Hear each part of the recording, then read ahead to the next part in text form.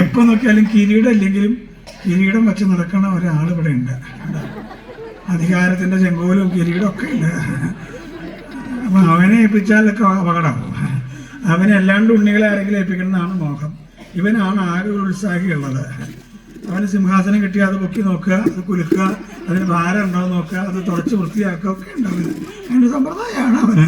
അപ്പോൾ ആരാ 3 ഉണ്ണികളാണുള്ളത്. ഇപ്പം ആർക്കാ അധികാരം കൊടുക്കണ്ടേന്നാണ് ഞാൻ ആലോചിക്കണേ. ബുദ്ധിയുള്ള ഒരാൾക്ക് കൊടുക്കണം, അതല്ലേ വേണ്ടേ? ആലോചിച്ചു 3 ഉണ്ണികളെ വിളിച്ചു. അതെ, 100 മുറുക്ക് ഞാൻ തന്നേക്കാം.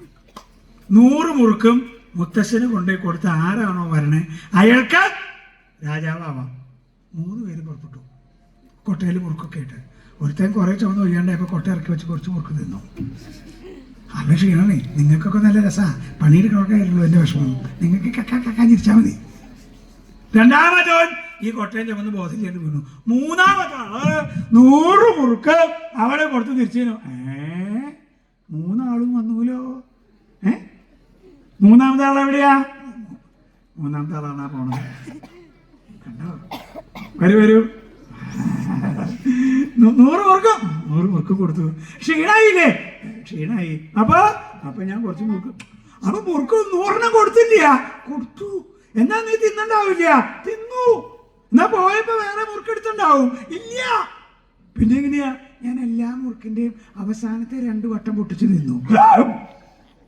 അപ്പൊ 100 മുറുക്ക് അവിടെ എത്തി. തിന്നേണ്ടത് തിന്നുകയും ചെയ്തു. മന്ത്രിയാണോ രാജാവാണോ ഭരണം സമ്പാദിക്കണ്ടോ തിന്നാണ്ടിരിക്കില്ല.